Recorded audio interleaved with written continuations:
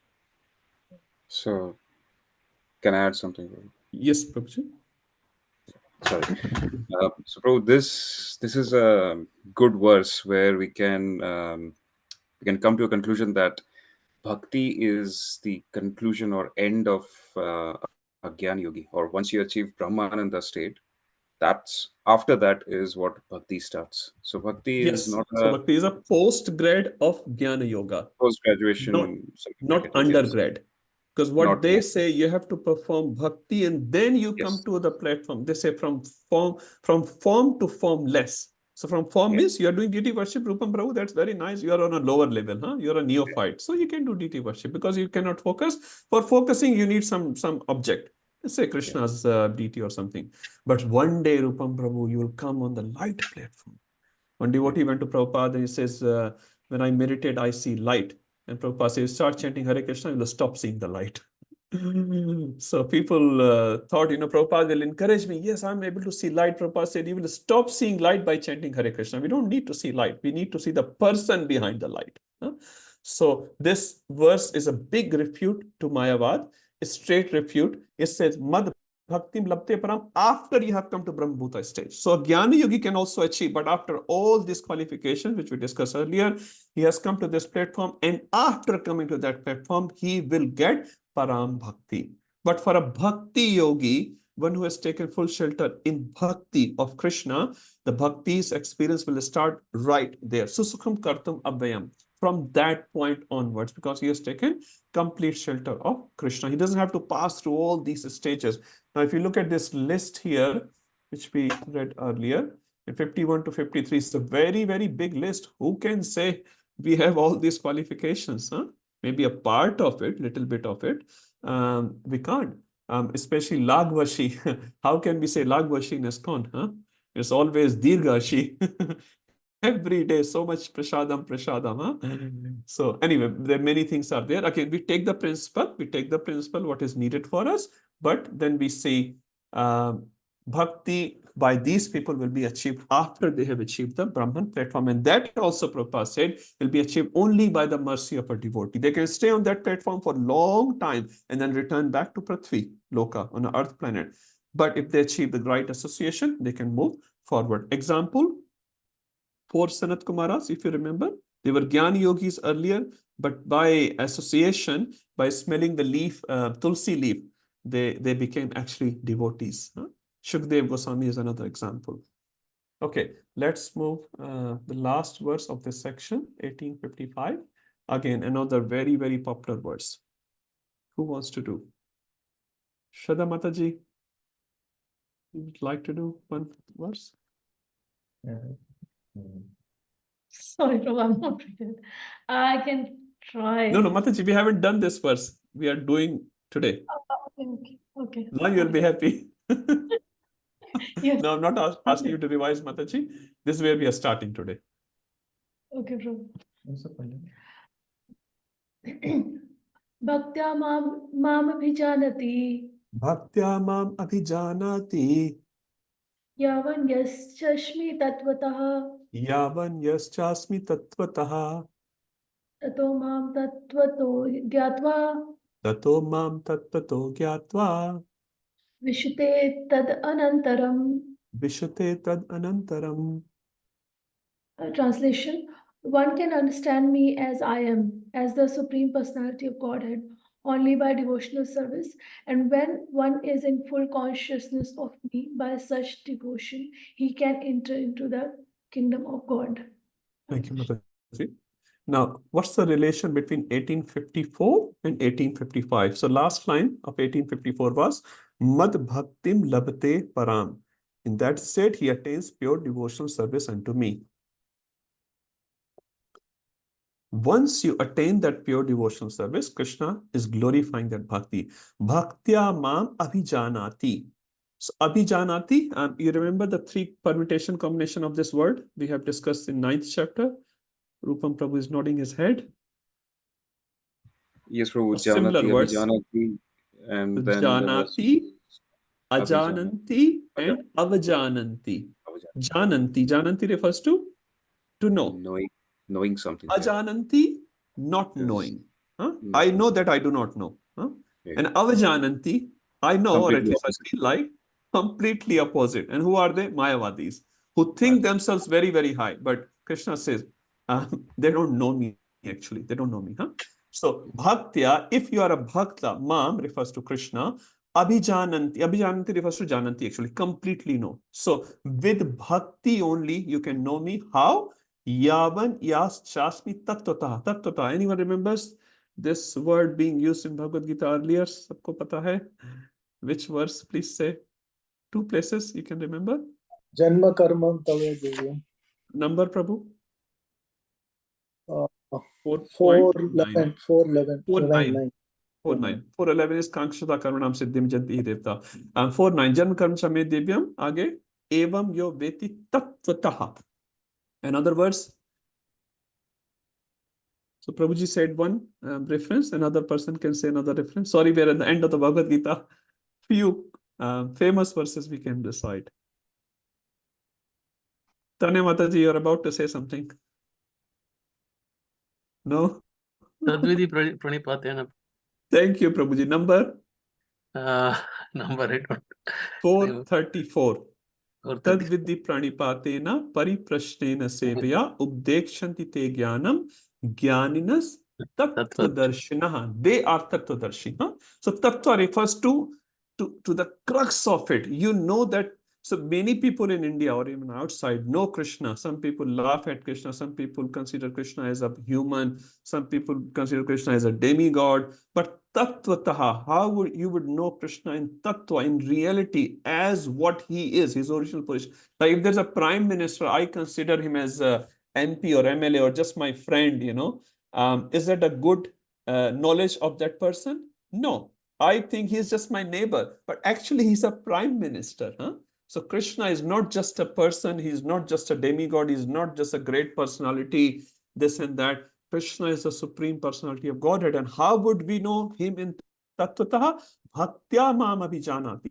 What's the relation between 4.9 and 1855? In 4.9, Krishna gave the result. What is the result of knowing Krishna? He gave that. What's the result?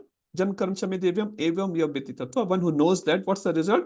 Tyaktva deham punarjanmana. So he will not take punarjanma. He will not enter into the material world again. But how that will happen, that's explained in this particular verse, 1855. What's the process of that?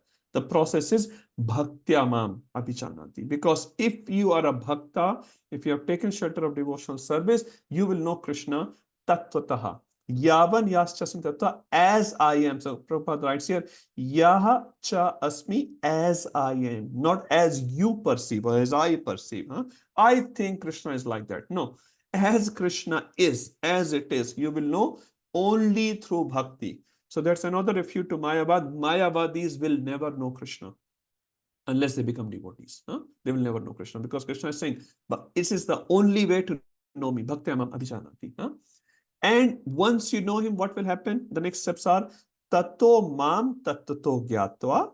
If you know me in tattva, vishate tad anantaram. Now, vishate is a very sort of confusing word, and sometimes vishate is considered as an impersonal word. Vishate means to enter. And as soon as enter word comes, everyone antenna comes up and say, oh, is it Mayavadi words? No, it's not. As we have read in 1154, and I have opened the tab already, we read this verse probably a while ago. Bhaktya tu ananya shakya aham eva vidhorjuna gyatum drashtum chatatvena praveshtum. Praveshtum again refers to enter. Cha parantapa. Anyone remembers what this praveshtum refers to here? First, give me the Sanskrit and then English or another language. Praveshtum cha parantapa. The similar verse we are using here, 1855. So I thought we'll just do a recap of 1154 first. So if you remember, gyatum, drashtum. So gyatum is one word. So first you gyatum, first you know. As we are reading Bhagavad Gita, Srimad Bhagavatam, we're trying to know.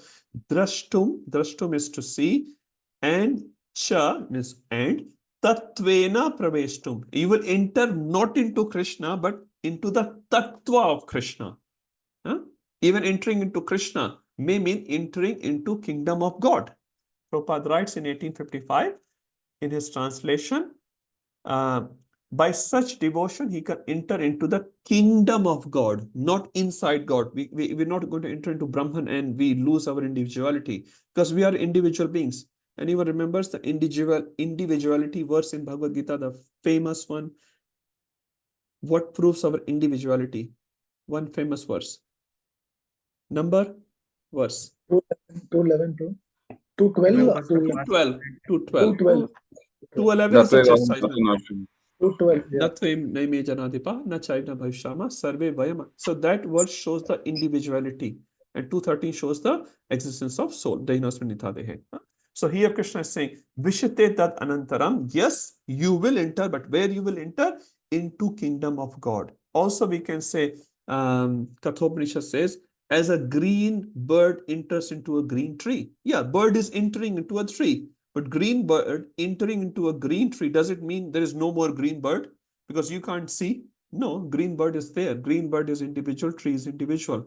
Prabhupada also writes a metaphor here of river ocean metaphor, very, very famous amongst Mayavadi. He says river merging into ocean. Rupa Goswami also takes that metaphor, river merging into ocean, but we are considered not the river. We are considered as, anyone remembers? Aquatics in the river. So suppose there's a fish in the river and river is going and meeting with the ocean. What happens to the fish who was in the river after river is merged? The fish remains into the ocean. So we as individual will be like that into the ocean. And ocean here refers to Bhakti Rasamrita Sindhu. So the ocean of Bhakti, we have little Bhakti and our Bhakti is considered like a river when we are eligible.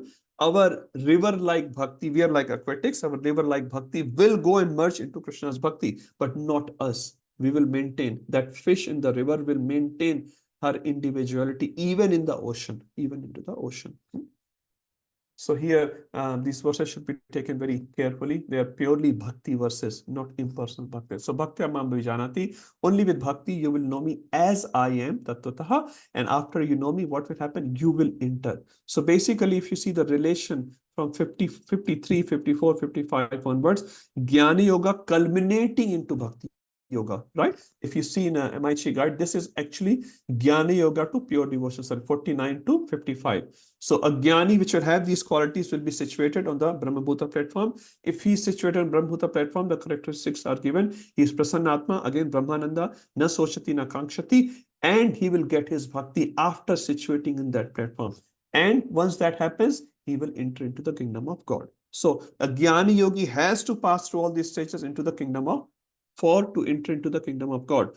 Now the next section, which will start from 56 onwards, Krishna purely glorifies the Bhakti Yoga and how what is being achieved by a Jnana Yogi can be achieved by a Bhakti Yogi very, very soon, very, very fast. And it says Bhakti Yoga is like an elevator. So let's see what the verses of these elevators are. 1856. Who wants to read? Who hasn't done it? Vinay Prabhu? Yes, Prabhu. Hare Krishna. Hare Krishna. Sarva karmani api sada. Sarva karmani api sada. Gurbano madhyapasraya. Urvano madhyapashraya. Mat prasadat avapnoti. Mat prasadat avapnoti. Shashvatang padam abhyayam. Shashvatam padam abhyayam. Translation. Though engaged in all kinds of activities, my pure devotee under my protection reaches the eternal and imperishable abode by my grace. Hare Krishna. So sarva karmani api sada. So while doing sarva karmani. Now what does sarva karmani refers to? If you remember 18, 42, 43, 44. What are these three verses represents? Rupam Prabhu earlier mentioned. The duties of Varnashramas. Yeah. So 42 refers duties of Brahmana, 43 refers duties of Kshatriya, 44 refers to duties of Vaishya and Shudra. Individually they were mentioned. Now here Krishna is joining everything up. Sarva karmani api sada, always by doing all the karmas, but how you should be doing? Kurvano, while doing those activities, mad vyapashraya. Now another important thing here is, if you look at 1853 for example, I will start from 1854. There's a special word introduced in 18th chapter for the very first time from 1854 onwards. And let's see if you can identify that one word which is introduced in this chapter from 1854 onwards. Let's read the word. Brahmbhut prasannatma na sochati na kankshati sama sarveshu bhuteshu mad bhaktim labte param. 54. Please identify. That's your job. 55. Bhaktya mam abhijanati yavan yaschasmin tato mam tato gyata vishte tat antaram. One common word, 54 and 55. Bhakti, Prabhu. Bhakti, okay. Okay, 56. Let's read 56 and see if there's still common word. Sarva karmani api sada kurvano mad vyapashraya mad prasadat avapnoti shashtam patam abhyam. There's no bhakti word here. Can anyone identify one common word in all three verses? Mad. Mad. Thank you, Rupam Prabhu. Thank you. Mad is introduced in this chapter for the very first time. So till 1853, Krishna has not used the word mad. Mad means me. So now Krishna is actually openly talking about me. And in 56, he's openly talking about mad vyapashraya for the first time in this chapter. He has used the word mad obviously in the different chapters. In this chapter, because he was trying to prove some points earlier. Now he is coming, openly. He's saying, Sarva karmani, whatever karmas you are doing, sada, always. Not like Sarva karmani only 9 to 5. No, sada, kurvano, how you should do mad vyapashraya, under my protection, under my shelter. Vyapashraya refers to complete shelter, not partial shelter. And then again Krishna says, mad prasadat avapnoti. If you do that, avapnoti refers to you will achieve. What you will achieve? Mad prasadat. What does prasada refers to? Anyone can say? Pizza prasad, pasta prasad, cake prasad, ice cream prasad. What prasada Krishna is referring to? Mercy. Thank you. Mata is reading the translation. Thank you. So this prasad refers to not the prasad which we eat from our tongue, which is fine. That's also prasad. And that prasad is also mercy actually of the Lord. Krishna has eaten that bhoga which a devotee offered, and he has made this prasad. That's also mercy, which we are taking the form of roti sabji and all that. Here, mat prasadat, he will achieve my mercy. How he will achieve my mercy? See, in one line, Krishna said everything, right? Whatever Krishna was mentioning last sort of 18-20 verses, he has said all this in just one line. Take my shelter, complete shelter. And if you do that, in all the karmas, while doing all your duties, whatever duties you have, mat prasadat avapnoti, you will get. So a very shortcut way of achieving Krishna's mercy is take shelter of Krishna in doing all the activities. It doesn't matter which activity you are doing. You're a simple housewife, or you may be a very expert Nobel Prize winner. It doesn't matter. If you take shelter of Krishna, you will get his mercy. And whatever percentage shelter of Krishna you take, ye yatha mam prapadyante tam sathai pachamyam. Verse number, anyone can say? Very, very famous verse. Everyone should know this one. Ye yatha mam prapadyante tam sathai bhajamyam. Verse number 411. So after 4:9, 4:10 was Vitarag Bhaya Krodha, and 4:11 is ye yatha mam prapadyante. Very famous. So mat prasadat avapnoti. So he will achieve my mercy, and how much he will achieve? That is 4:11. And how you will sort of translate that into a sort of more tangible thing, he said, Shashwatam padam abhyayam. So you will achieve a pada which is Shashwat. So how you will sort of word that mercy. So wording that mercy means Shashwatam. You will achieve a Shashwat pada. Right now, are we sitting in Shashwat pada or Ashashwat pada? Yes or no? Prove me with a Bhagavad Gita verse. Right now, are we sitting in Shashwat pada, all of us? No. Why? So Krishna says in 8.15, Dukhalyam ashashwatam. We are right now sitting in a place which is full of misery and it is temporary. But here Krishna is saying you will achieve Shashwat pada. So if you go back and trace it, Shashwat pada can be achieved by Krishna's mercy. How do you achieve Krishna's mercy? By taking Krishna's full shelter. Where and how you should take Krishna's shelter? Sada refers to time, and this refers to your activity. In all the activities and all the time. Another verse in Bhagavad Gita which represents a similar thing. 8.7 Tasmad Sarveshu Kaleshu Mam Anusmar Yudhyacha. Tasmat, therefore, sarveshu kaleshu, in all the time, what you should do, mam anusmar, not only smar, smar means to remember, anusmar means deeply remember, remember with shastric vision. And what you should do, yuddha. Now, yuddha for our definition can be going to 9 to 5 work, or going to the kitchen and doing some household activities. Yuddha, whatever prescribed duties you have, that time Arjun's prescribed duty is yuddha. So Krishna is saying, you always remember me. And now Krishna is giving from 8.7 to 1856. The result of that is you will get my mercy, and with my mercy, Shashvatam Padam, and which is Avyaya, inexhaustible, imperishable. So Krishna says, though engaged in all kinds of activities, my pure devotee under my protection reaches the eternal and imperishable abode by my grace. Another thing which is proven here, without Krishna's grace, you cannot achieve that pada. You cannot achieve that pada. Just by my mental speculation, by my jnana yoga, by my austerity, I cannot achieve that pada. It has to come through Krishna's mercy, which he will give. And he is fully independent to give that mercy whenever he gives that mercy. Okay, 1857. Who hasn't done it yet?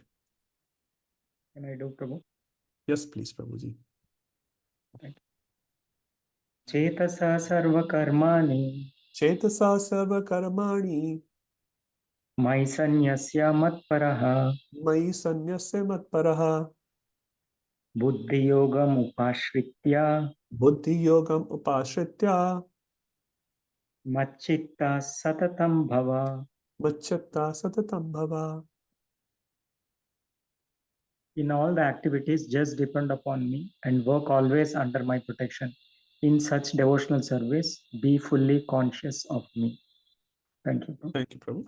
So it's continuing the thoughts from the previous verse. It's saying Chetasa Sarva Karmani. So Chetasa refers to our consciousness, Sarva Karmani. While doing all the activities, your consciousness be Mai. So you are doing Mai Chetasa.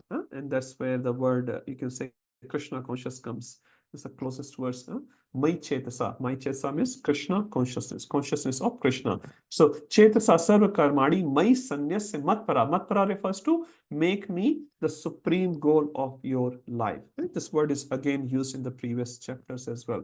Buddhi Yogam Upashritya. Buddhi Yogam refers to yoga which is done by Buddhi, or Buddhi which is engaged to do the yoga.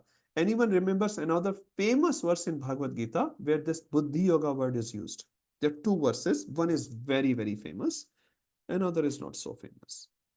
I think Sankhya Yoga and Buddhi Yoga, when Lord compares, he says its culmination is the same. Is that the one? Okay, so yes, Prabhuji is 240 Esha Tebhita Sankhya Yoga Tvimamshanu. That's 240 is there. That's unfamous verse. Thank you, Jadharma Prabhu. And what's the famous, very, very famous verse using the word Buddhi Yoga? Everyone knows that. I bet. Even if you're sleeping, you can tell that verse.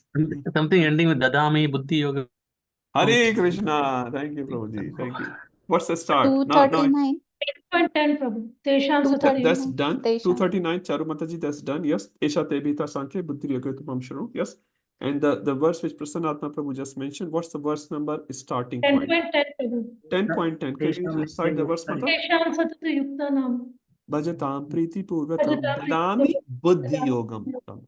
So this is the third time in Bhagavad Gita. So 239, 10.10, 1857. They all use the word Buddhi Yoga. Each time Krishna is using the word Buddhi Yoga, he is going deeper and deeper. So now here in this context, which is Bhakti Yoga. So Buddhi Yoga here refers to Bhakti Yoga. In Bhakti Yoga, why? Because Buddhi has to perform the actions which will lead to yoga of serving Krishna. That's why Buddhi Yoga refers to here, Bhakti Yoga. So, Mai Sanyasya Matpara Buddhi Yogam Upashritya. If you take shelter of mind in Bhakti Yoga, putting your buddhi, putting your intelligence, Machita Satatam Bhava. Put me in your chitta all the time, Satatam Bhava, and be fully conscious of me. So basically, Krishna is emphasizing in this verse again and again, Mai Sanyasya Matparaha Machitta Satatam Bhava. So basically, put me in your consciousness constantly.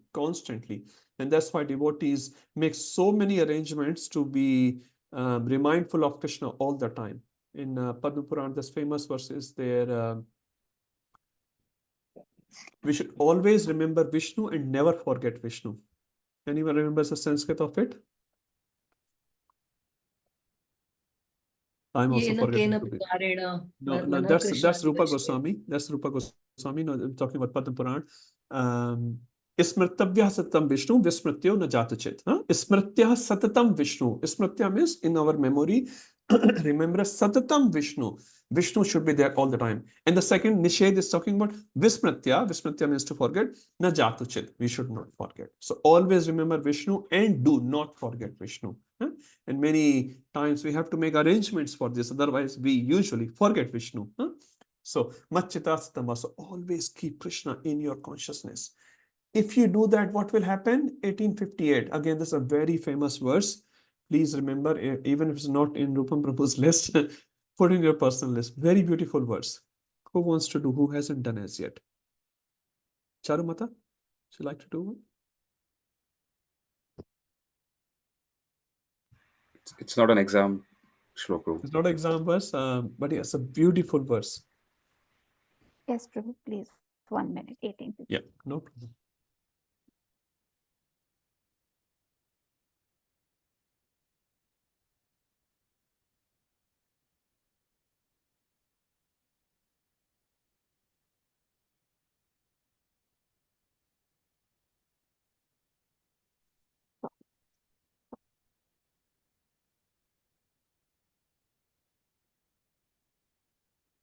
Machchitta sarva durgani.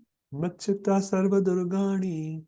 Mat prasadat tarishyasi. Mat prasadat tarishyasi. Atha chet tvam ahankaran. Atha chet tvam ahankaran. Nashroshyasi vinankarashyasi. Nashroshyasi vinamshasi. Vinash. Yes. Oh, Yeah, Vinash. from Vinash. Yes. Nashroshyasi vinakshasi. Shroshasi. Shroshasi means Shruta. Shruta means Sunna. To hear. Nashroshasi. If you do not hear, Vinangshasi. You will Vinamshasi. destroyed. Yes. Translation. If you become conscious of me, you will pass over all the obstacles of conditioned life by my grace. If, however, you do not work in such consciousness but act through false ego, not hearing me, you will be lost. Thank you, Mataji. So, Machchitaha, this is again coming from the previous verse, and that's a continuation from the previous. If you do Machchitaha, if you put me in your consciousness instead of putting other material things in our consciousness. In Srimad Bhagavatam, for Vasudevji, there's a special, beautiful word is used when Vasudevji is taking Krishna from the jail of Mathura to Gokul. Krishna Vahe. Krishna Vahe. He is doing Vahan of Krishna. He's carrying Krishna, not only obviously in his head, but obviously in his heart. And it says in the commentary of Prabhupada, we are not Krishna Vahe. We are sometime, Dhan Vahe, Nam Vahe, Ghar Vahe. So many Vahe, so many things we are carrying in our heart except Krishna. Many times we are thinking about our family, our spouse, our children, our property, our wealth, our fame. We are thinking about all these things, but we are hardly thinking about Krishna. So like Vasudevji, we should become Krishna Vahe. We should take Krishna in our heart. The rest of everything is secondary. Primary thing is Krishna. So if you put Krishna, Machchitaha, if you put Krishna, what will happen? Sarva Durgani. Durga refers to? Anyone know the meaning of Durga? I think everyone knows. Durga. Durga. Fortress. To take shelter. To take shelter. Oh, I never heard that one. So Durga refers to impediment, obstacles. Durga means which is very difficult. Fort. And that's why she is known as Durga. She's the mistress of this fort, of this material world, which is very, very difficult, very complex. So Sarva Durgani. So everyone gets Durga. It says Durga ji has a trishul, has a trident, and with the trishul, she is constantly poking us. So trishul has 3 shuls. Three parts. So one part is Adi Daivik Mijri, Adhyatmic misery, and Adibhautik misery. For the three shoes, she's constantly poking and saying, you cannot be happy in this material world. And we are saying, this misery, that misery, that misery. Constantly we are feeling misery. So basically what Durga Ji is saying, get out, get out, get out. And we are very obstinate. We are not going to get out. We are not going to get out. We are not going to get out because we love this material world. Although we are getting so many pokings of the trident of Durga Devi, but actually Durga Devi is not hurting us. Durga Devi is saying, get out, get out, get out. You know, if a children doesn't listen, sometimes mama has to pinch, isn't it? Sometimes, huh? And children will feel, what is this? Huh? So Durga Devi is pinching us, not to hurt us, just to say, get out. This place is not good. Prabhupada said, material world is not a place for a gentleman or a gentle lady. Huh? This is not a place. Huh? It says, Prabhupada said, you are here, that means you are wrong. You're a wrong person. Huh? We may feel like we are great people, we are great devotees, we are great gentlemen or gentle lady. But Prabhupada said, we are not. Huh? We are the bacha hua mal. We are all the remaining things from Satyuga, Treta Yuga, Dwapar Yuga. We're still here. And we are very proud. I have Australian passport. I am a CEO. I am a PhD. I am a this or that. Huh? So many forms of illusions we carry on us, thinking we are great. We are not great at all, actually, unless you're a devotee. So Sarv Durgani, so we all feel obstacles in our life. Mat Prasada, by my mercy, Tarishyasi, you will cross over all the obstacles. So now very important line Krishna is saying here. If you put me in your chitta, in your consciousness, you will cross over all the impediments of life with my mercy. Now, Krishna is not saying, if you become my devotee, you will not have any Durga. Is Krishna saying like that? Many times we feel after coming to devotional life, even after becoming devotee, you are feeling so many obstacles. Actually, we feel more obstacles after coming to Krishna consciousness than pre-Krishna consciousness, isn't it? We all agree. We were living sort of satisfied life. We had a job, we had this and that. After coming to Krishna consciousness, it's like, OMG, so many problems. You look around, it's problems, problems, problems, but it's still within the problems. We are genuinely smiling because we know someone is there for us. Gauranga Prabhu once said, in Hindi, he said, so I'll say in Hindi, he says, pitte to sabhi hai. Everyone gets beaten up by life, isn't it? But once a devotee is beaten up, he gets the power by Krishna to analyze that beatings, isn't it? And a non-devotee gets completely frustrated. Oh my God, I don't know what to do. And then they take shelter of alcohol or drugs or some dirty friends and all that, right? But Krishna's devotee, when the problem comes, they open Bhagavad Gita. Actually, they're supposed to open at least. So Krishna is not saying, by becoming my devotee or when you are striving to become a devotee, your life will be problem-free life. Kunti Maharani 1:825, what does she say? Vipada Shantu Taha Shashwat actually gave me problems for eternity. Why? Because once the problem comes, you will also come. And mostly it happens when we are living a problem-free life, we become complacent. But when the problems comes, we, as a sadhaka, we take more shelter of Krishna. Krishna, please, Gopinath, please, do something. Are you not looking at me? I'm having so many issues in my life. We take shelter of Krishna. Now, we should not take shelter of Krishna always, only in those times. But the point is, when we have so-called problems in our life, we take more shelter. So Krishna is very clearly saying, if you keep me in your consciousness, by my mercy, you will cross over.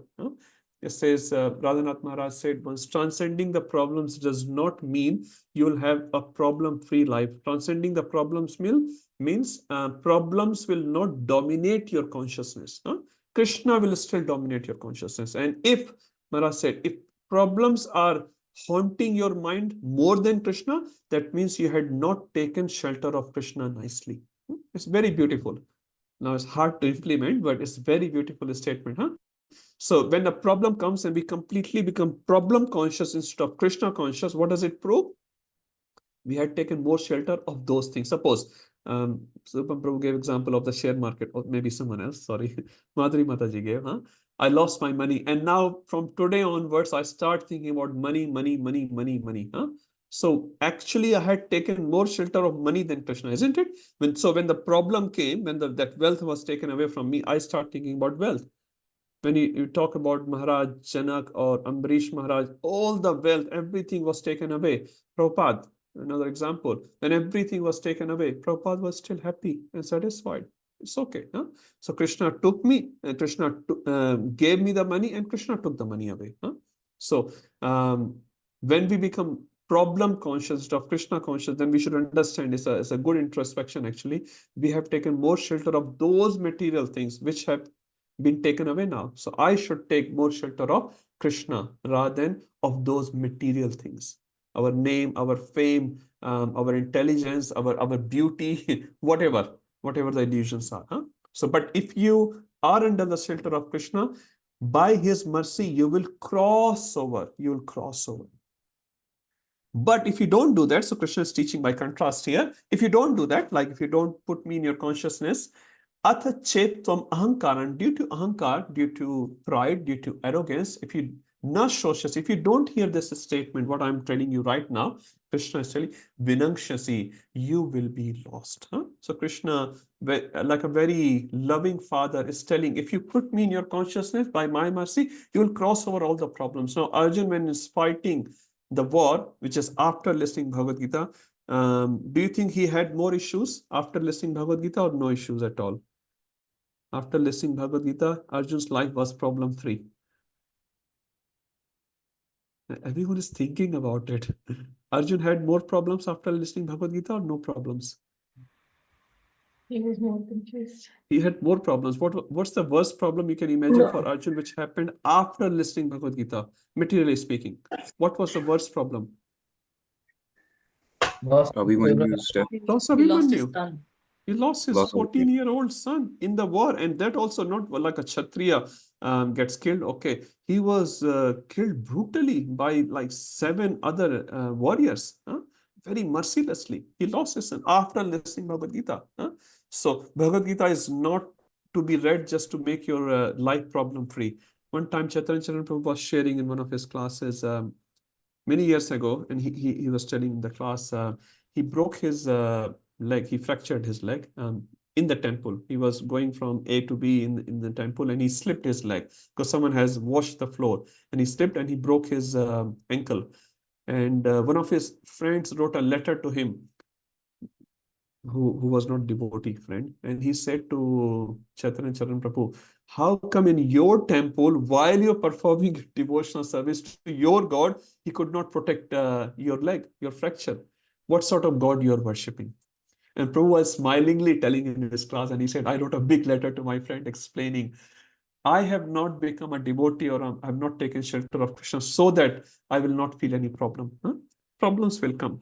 But while I was going through the problem, I learned so many things. And he had a full article on his website.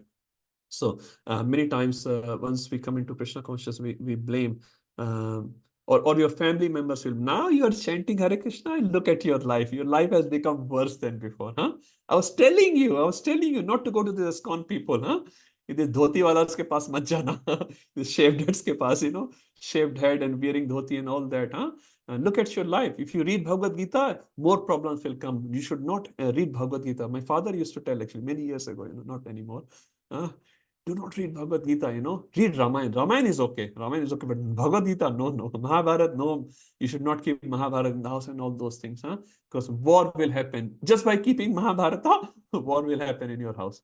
All these, misconclusions people have, and they tell with full conviction, this is what will happen. But on the contrary, Krishna is saying, if you do not listen to me, miss these instructions, you will be lost, actually. You will be lost. So teaching by contrast, which he has done in 4th chapter and the 3rd chapter, 3:31, 32 or 32, 33, I can't remember. So in those 2 verses, so if you put faith in Krishna, something will happen. If you don't put faith in Krishna, something else will happen. Same thing Krishna is saying. If you believe in my statements, if you take my shelter, you will tarishyasi, you will cross over. Problems will come, but you will transcend the problems. But if you don't, you will be lost. Beautiful verse.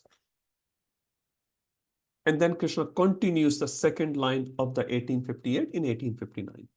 Who wants to do? I can do, Prabhu. You have done it, Mother? New verses I haven't done. Oh, okay. Maybe someone else can do. You have read the... Yeah. Tanya Mataji, would you like to do? Yeah. Yes, Prabhuji. Hare Krishna. Hare Yad Krishna. akankaram asritya. Yad ahankaran ashritya. Ahankar.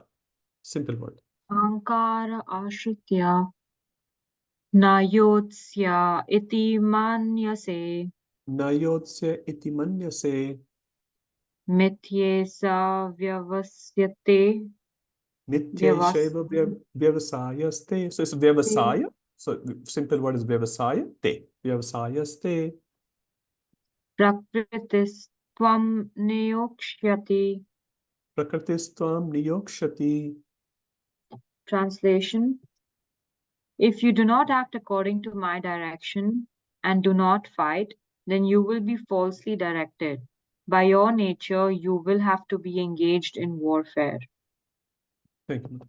Yad ahankaran ashritya. So if you take shelter, ashritya, of what? Not Krishna, ahankar, arrogance. You know what? You don't tell me what to do. I know what to do. Many times we say it or we hear these things, especially from the teenagers, Papa, you telling me what to do? I already know. You are on a old generation. Huh? So yad ahankaran ashritya. So if you take shelter of arrogance, pride, and which Arjun was saying in the beginning, na yotsya. Yotsya refers to yuddha, war, battle. Huh? Na yotsya. As Arjun was saying, I will not do yuddha. Na yotsya iti manne say, if you take shelter of your ahankar, of your arrogance, and say, I will not fight. Although Krishna, you have explained all the Bhagavad Gita, but you know what? I'm not going to fight. Huh? One American comedian, Chaitanya Prabhu, tells in his class, said one beautiful statement. I've already made up my mind. Don't confuse me with the facts. I've already made up my mind. Don't confuse me with the facts. So how did you make up your mind? Like if you're going to buy a fridge or a car or whatever, you arrange some facts. Huh? This fridge has, these many qualities and this. And based on those facts, you make up your mind. I'm going to buy product B, for example. So how did you make up your mind? So this is called ahankara mashitya. I know what I'm doing. Don't tell me what to do. So many times we get to hear these things, huh? Not amongst devotees, especially non-devotees. Huh? So yet ahankara ashitya, because they think, there's nothing more to be known than what I know. Then what will happen if you adopt that path, like nayotsya, no fighting path? Mithya seva vyavasayaste. Vyavasayaste refers to, Prabhupada writes, a determination. Anyone remember another verse in Bhagavad Gita, very, very famous, which has this word vyavasaya? 241, bro. Number, Prabhuji? 241. 241. Vyavasayatmika buddhi. Samadhav na vidhiyate. Thank you. Everyone is reading. That's very nice. Huh? Prabhupada said we should know Bhagavad Gita and Bhagavatam like a lawyer knows the law book. Huh? Reference and the verse. Reference and the verse. Satasat, just nikalna chahiye muh se. Huh? Again, I'm also learning. I only know few verses. We're all learning. Mithya is said. So your determination, vyavasaya, will be what? Mithya. Anyone remembers another verse in Bhagavad Gita which has this word mithya? Very famous verse. That's Anand Prabhu thinking. Your time starts now. Mithyachara related. Mithyachara sauchate. Third 3.5. Huh? Mithyachara sauchate. Huh? So if you just take a garb of a devotee, but your mind is still pondering on the sense objects, you're called a mithyachari. So mithya refers to false.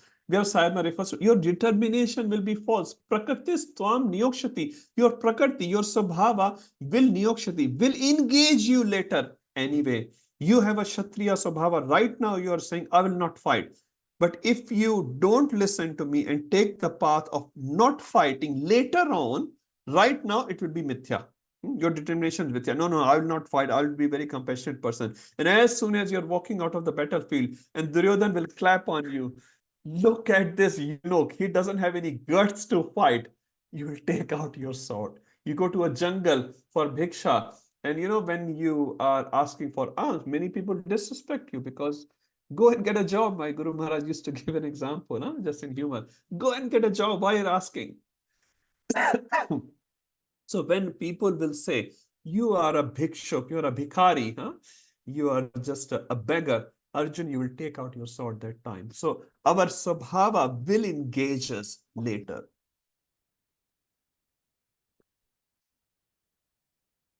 So basically what Krishna is saying, you should not take shelter of your ahankar rather than listen to the instructions of Krishna. But you have free will to do it. 60. Sorry, I just didn't understand in that verse. Why is pride like how is pride making you not fight? Like doesn't Yes. when you have false ego, doesn't that make you do things?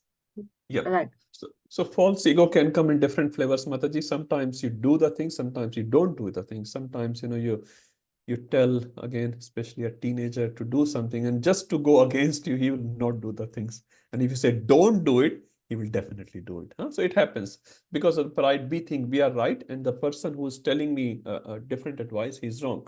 So basically, in this whole discussion of Bhagavad Gita, initially, if you read 2.10, where Arjun finally says, I'll just read the verse. I can't remember the first line. This is the last verse in the beginning of Bhagavad Gita.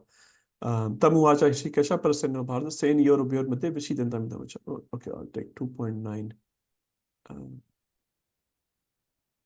Eva Mukta Hishikesha Gudakesha Parantapa Na Yotsya Iti Govindam. Na Yotsa, same word is used, 2.9. Na Yots means I will not perform the Yuddha. So Krishna is saying to Arjun, Arjun, you have already made up your mind. Right here, if you see, Arjun has made up his mind saying, Na yotseti Govindam. Govinda, I will not fight. So after all the discussion of Bhagavad Gita, Krishna is using exactly same word, Na yotsya. If you have made up your mind.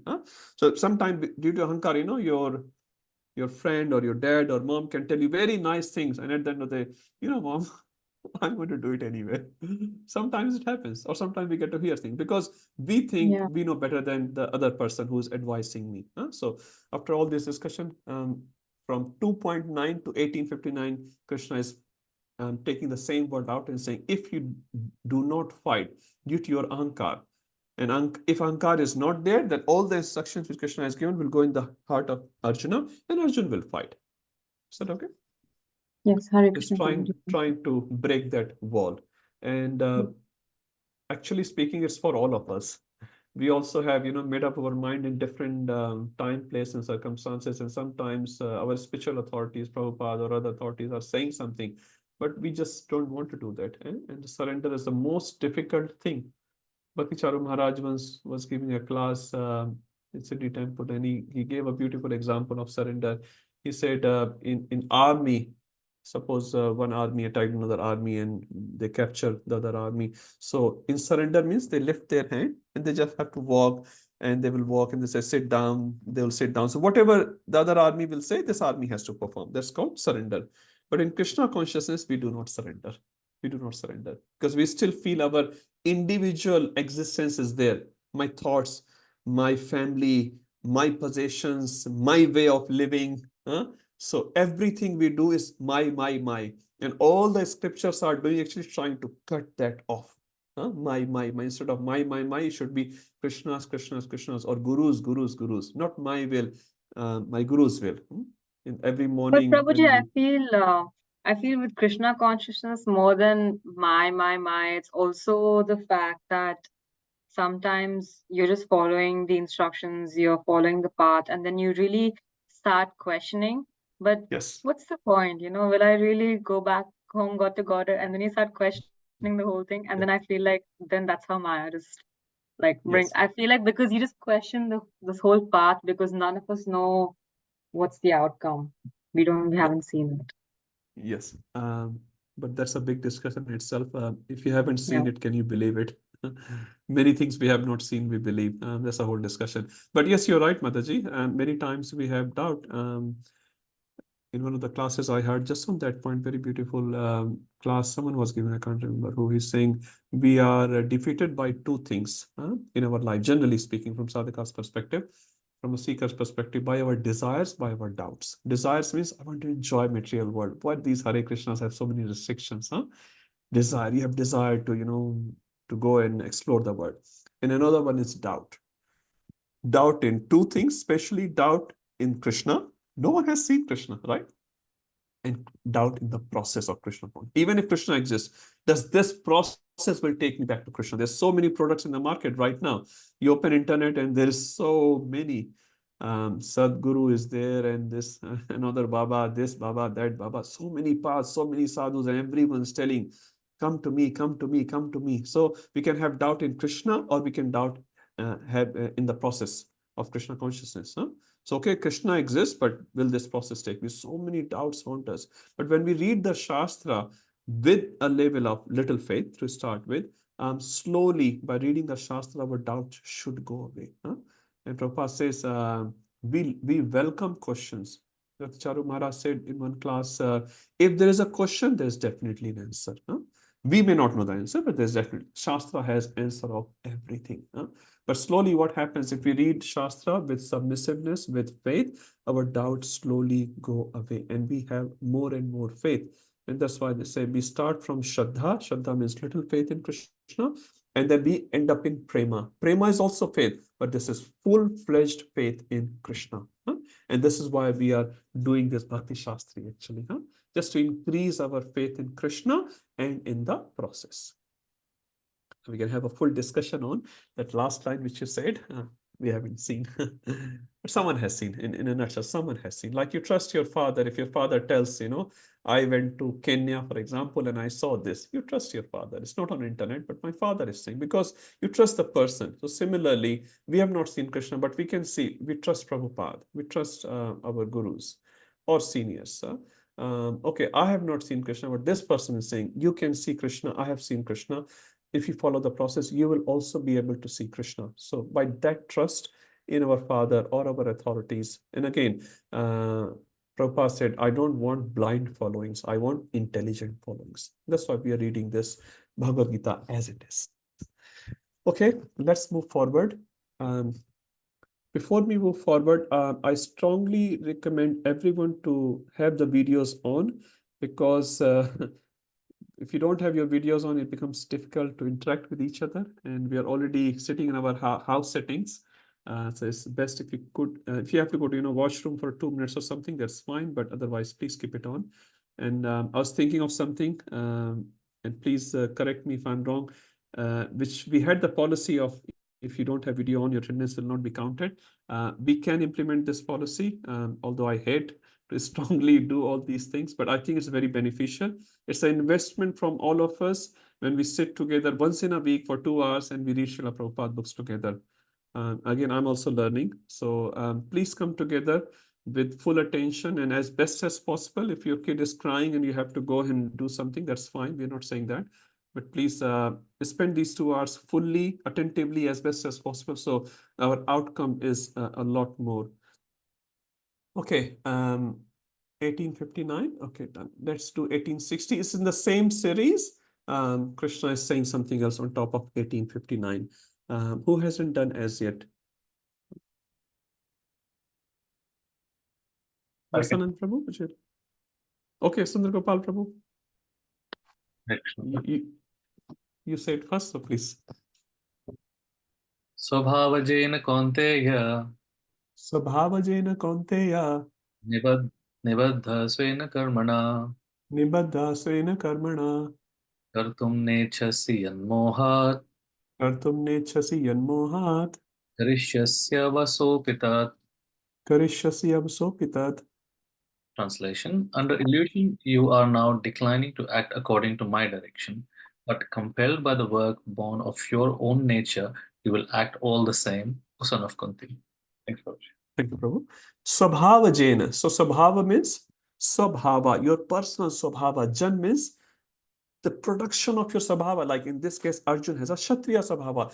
Nibaddha Svena Karmana. You will be bound to do the same activities. Now, right now you're saying, I will not. Now you'll say, I will not fight. But later on, due to your Swabhava, you will be bound to do the same activity. And then it will be actually ridiculous. It will not be respectable. Now you're in the war field, everything is ready. We have tried to postpone the war or cancel the war. It didn't happen. Now you are here. Now you have to fight. If you do not fight and take another decision under illusion, what will happen in future? You will be bound, svena karmana, because this is your prescribed duty.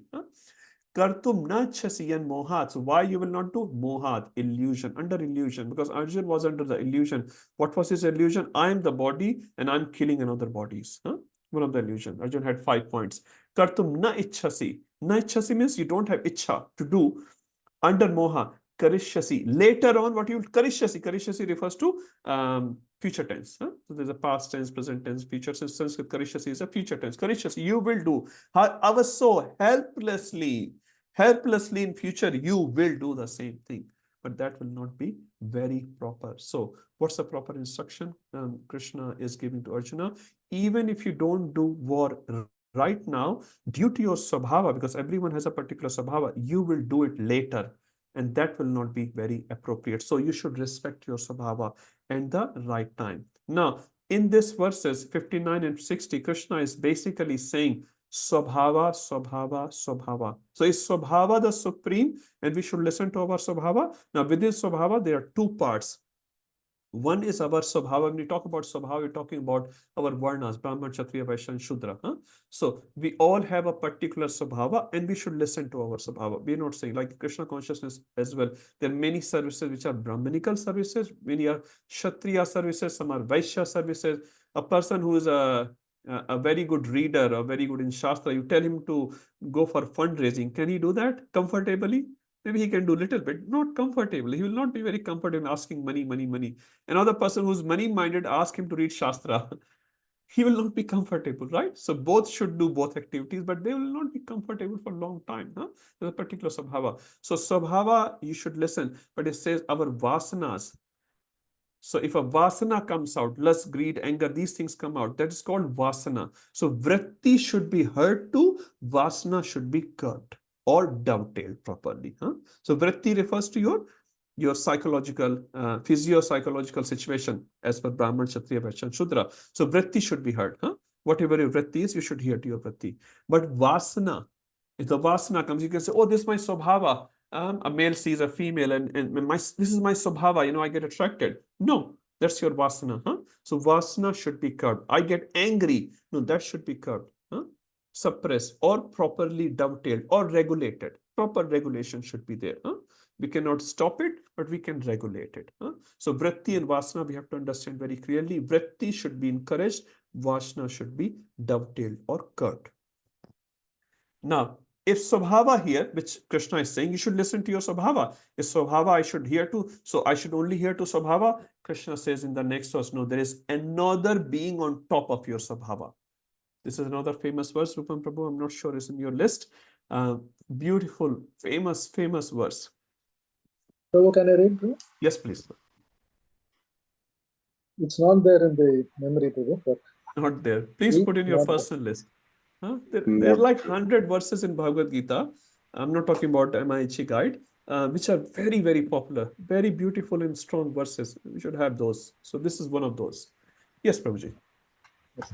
Ishvara Sarva Bhutanam. Ishvara Sarva Bhutanam.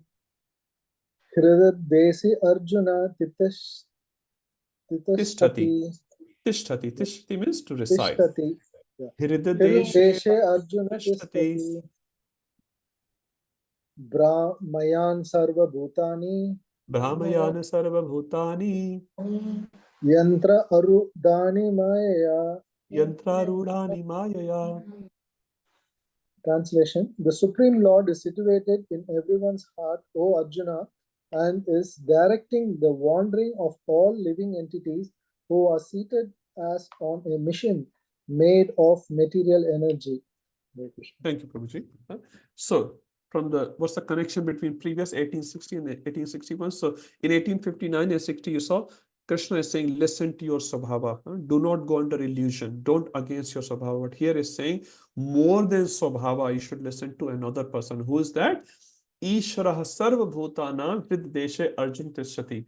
Rasanand Prabhu, I'm remembering another verse from Padma Puran. Naham Tisthami Vaikunthe Yoginam Hrideshwa. So that's Tisthani word is used there as well. Tisthani means to reside. So Krishna is saying, no, there's another level here. Now also, I forgot to mention one thing. From 1854 onwards, where we are listening, let's go to 1854. Which level? So there are 3 levels described of absolute truth. Sorry. What are the 3 levels of absolute truth? What happened? Brahman, Paramatma, and Bhagavan. Brahmeti, Paramatmeti, Bhagavan iti shabdate. One Sun, 111. sunlight, 111. Huh? sun disk. Yes. Thank you. So Brahmeti Paramatmeti Bhagwan. So 1854 onwards, this section which we are referring to Brahman platform, right? We are reading Brahman platform verses. Now 1861, we are starting Super Soul verses. And then now 1865, we'll talk about Bhagwan verses. So there are three levels. Krishna is slowly lifting us up. So from Brahman platform to the Super Soul platform. So this is the verse which is for the Super Soul platform. What is the verse? Ishvara, which is referred to Super Soul here. Now you can say Ishvara can refers to Jiva as well, right? That's possible. Ishvara can mean Jiva or Bhagwan.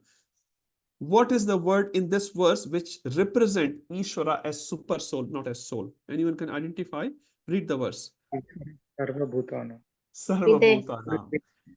We are residing in our body, that we can agree. Okay, now you are conscious of your body. Are you conscious of my body? No, I'm not conscious of your body. So what to speak of Sarvabhutanam? We are only one Bhutanam. And sometimes when doctor give injection, when one Prabhu gives a strong injection, I'm no Bhutanam.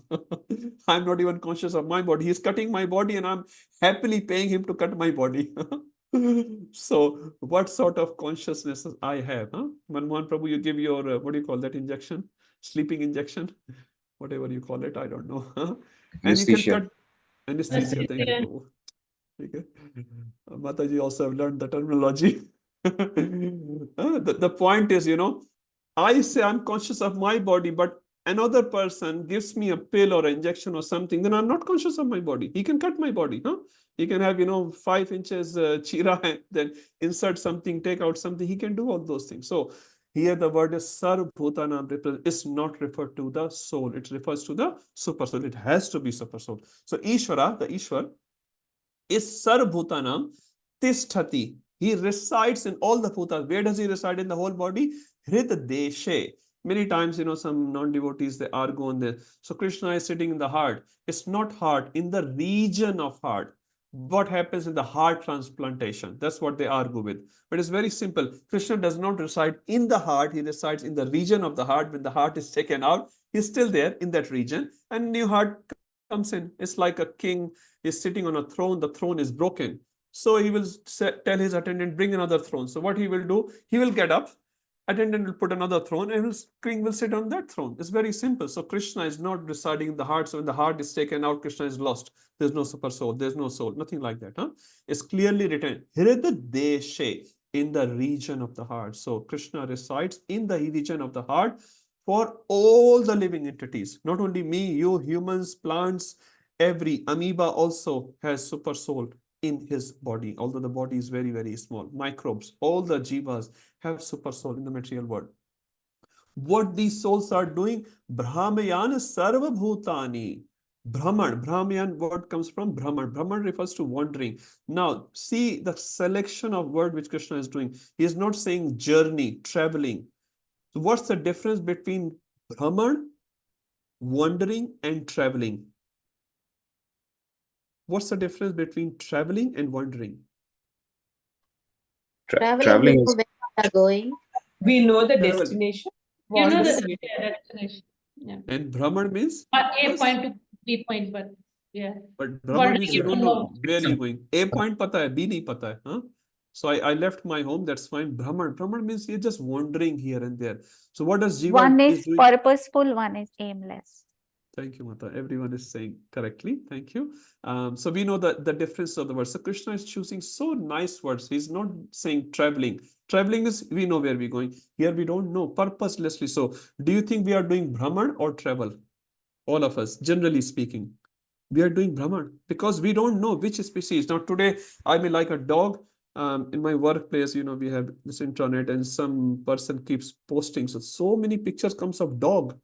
They take, this angle of dog, that angle of dog, the second dog and the third dog. And we're not saying we should love dog and all the jivas, but dog has become their deity of life.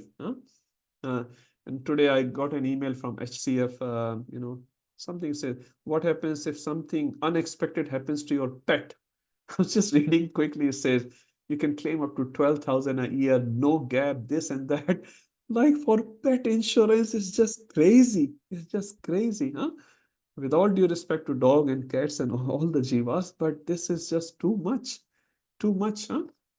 So much in. So if I love my dog, what will happen generally speaking at my death?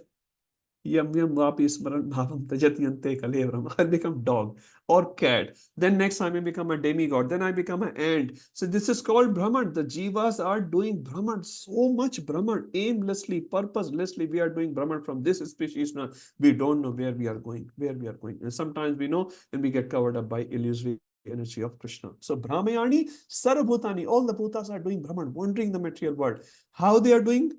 Yantra Arudhani Maya. Arud means to ride. Huh? So Krishna is known as Garud Arud. So Krishna or Vishnu rides on the Garuda. Ratha Rudha. So we use this word Ratha Rudha, Yoga Rudha. In 6th chapter, if you remember, Yoga Rudha word is used for the neophyte in yoga system. Huh? Yantra Rudhani. So I am riding on a yantra. And what is that yantra? My body.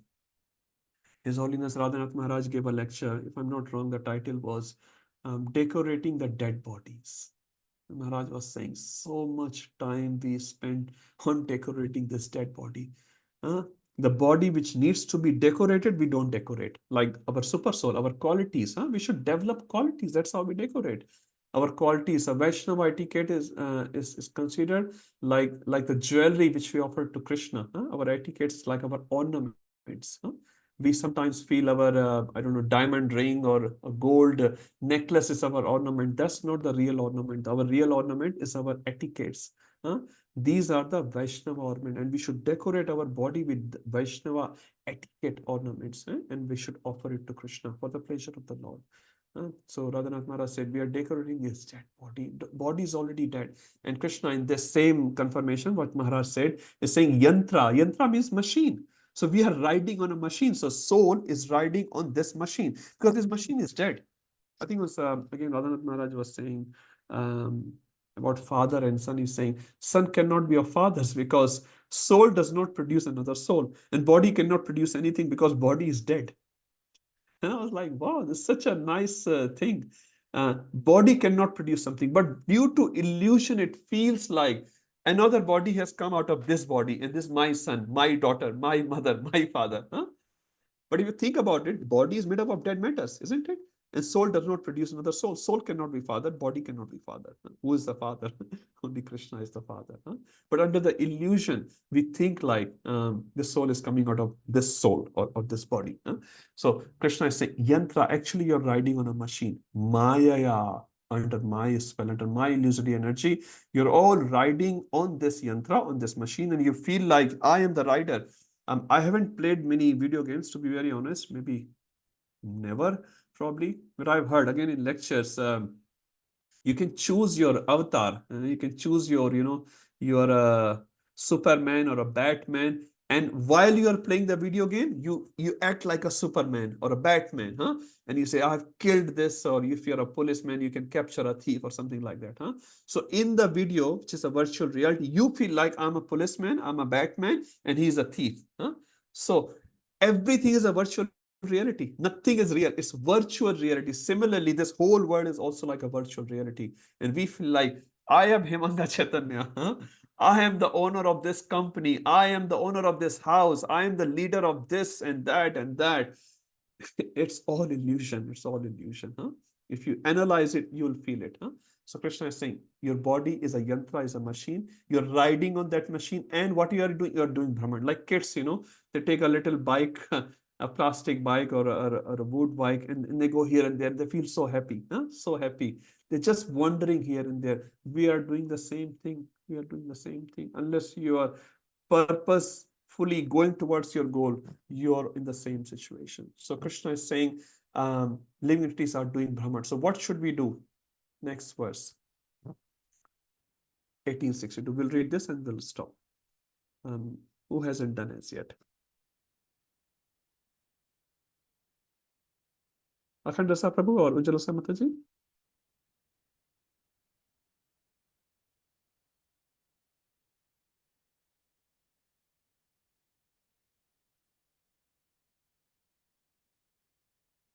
Hare Krishna. Hare Krishna. Tam eva saranam gaccha. Tameva sharanam gaccha. Sarvabhavena Bharata. Sarvabhavena Bharata. Tat prasadat param shantam Tat chantim. prasadat param shantim. Sthanam prapyasi shashvatam. Isthanam prapsyasi shashvatam. Translation: O scion of Bharata, surrender unto me utterly. By his grace, you will attain transcendental peace and the supreme and eternal abode. Hare Krishna. Thank you, Prabhu.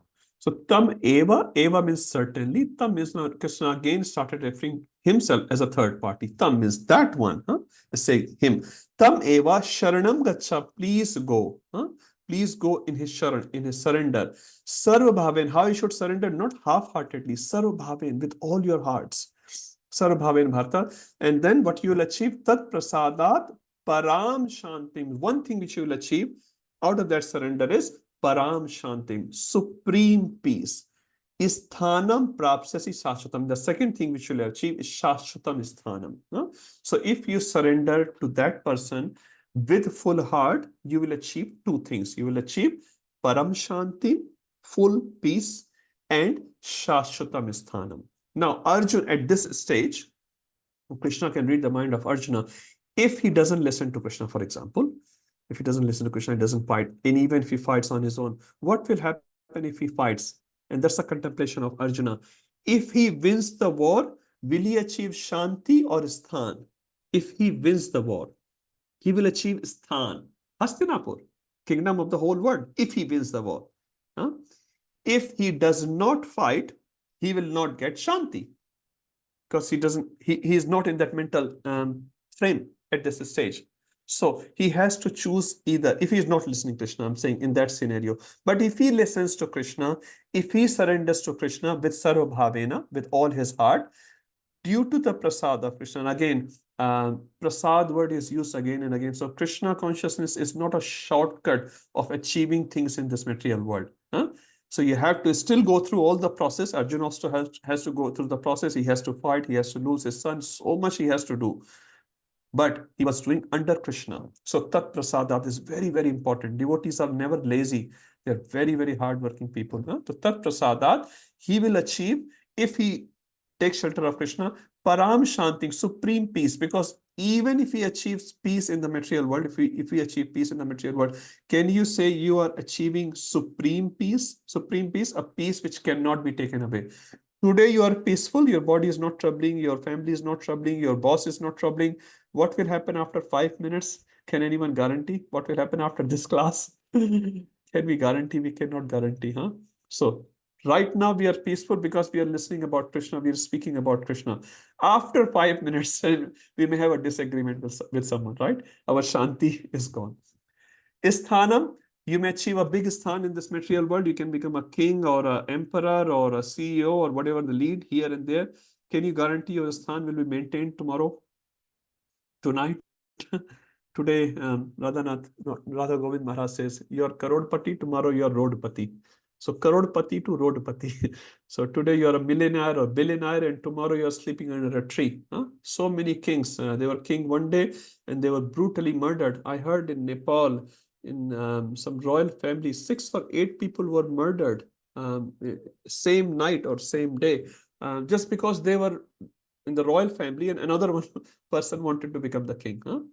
If they were not the king, they will not get murdered. Just because they were the king, they got murdered. And it's not the one case in history.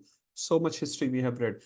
So the Shanti or Asthan of this material world is very, very temporary. First, we don't get it. Even if we get it, it's very, very temporary. But if you surrender to Krishna with full heart, what you will achieve, you will not lose anything. Rather, you will achieve the Param Shanti, the supreme Shanti, which no one can take it away, and the Shashvat Sthan, not a Ashashvat Sthan of this material world. So, summary, you should surrender to Krishna with full heart. Now, I will not do 1863, but here practically Krishna stops speaking and he will give final instruction to Krishna, which is very, very beautiful from 63 onwards. Okay, I'll stop here. Before you leave, assignment last date is next Sunday. which is 28th of January, if I'm not wrong. So please submit your assignments beforehand. And 24th of January, I'm happy to do all the questionnaire. Maybe one devotee can take each chapter, just a quick one. We can do Rasanand Prabhu. Maybe you can take one chapter. Another devotee, Mahasu Prabhu, you can take one chapter like that. So you can do say 13, you can do 14 like that. Is that okay? You have to quickly decide the chapters. Just unmute yourself. Don't worry about the sound. So then Prabhu, Sundar Gopal Prabhu, you don't have to record this. It's fine. So who wants to take chapter 13? Just quickly, we can just note it down.